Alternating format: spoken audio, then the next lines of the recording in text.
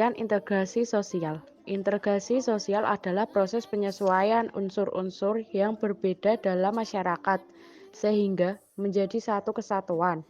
Unsur-unsur yang berbeda tersebut dapat meliputi perbedaan kedudukan sosial, ras, etnik, agama, bahasa, kebiasaan, sistem nilai, dan norma.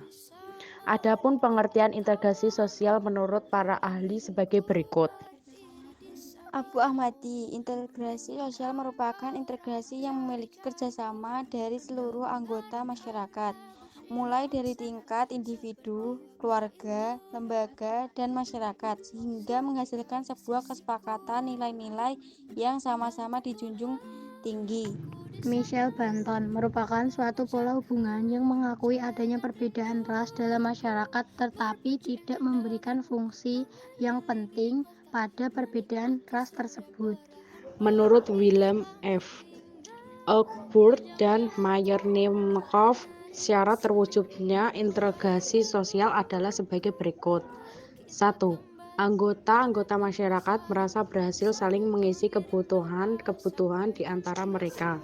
2. Masyarakat berhasil menciptakan kesepakatan, konsensus bersama mengenai norma dan nilai-nilai sosial yang dilestarikan dan dijadikan pedoman dalam hal-hal yang dilarang menurut kebudayaan.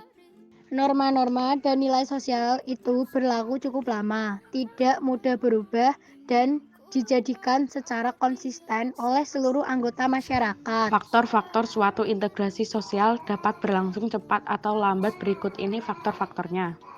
1. Homogenitas kelompok. 2. Besar kecilnya kelompok.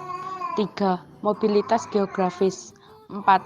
Efektivitas komunikasi. Bentuk-bentuk integrasi sosial. 1. Integrasi normatif. Integrasi normatif dapat diartikan sebagai bentuk integrasi yang terjadi akibat adanya norma-norma yang berlaku di masyarakat.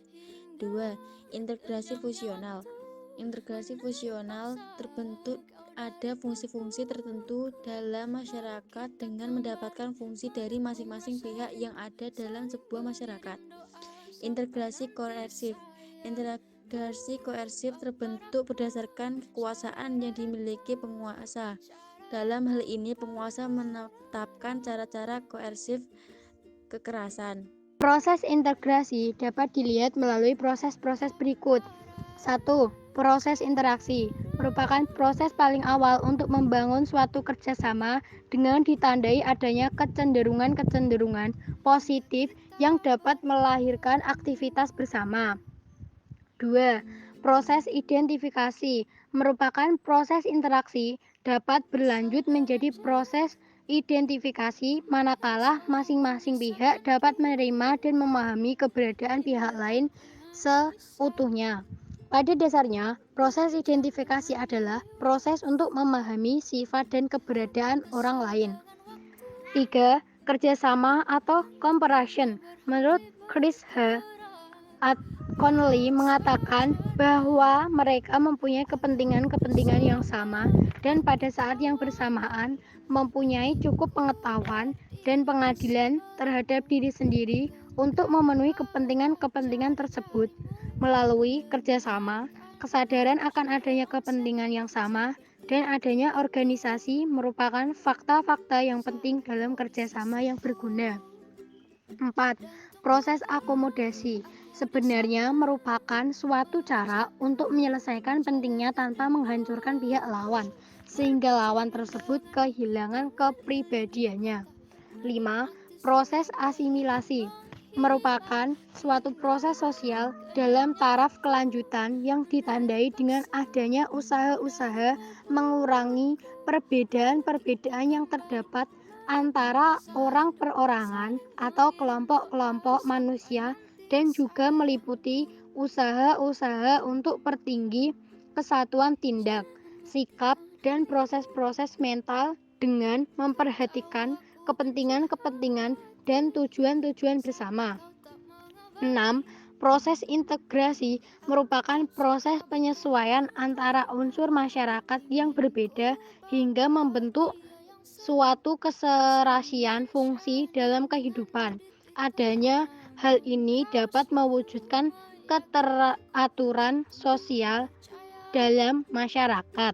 Syarat-syarat kebudayaan asing agar mudah diterima. 1. Tidak ada hambatan geografis seperti daerah yang sulit dijangkau. 2. Kebudayaan yang datang memberikan manfaat yang lebih besar bila dibandingkan dengan kebudayaan yang lama.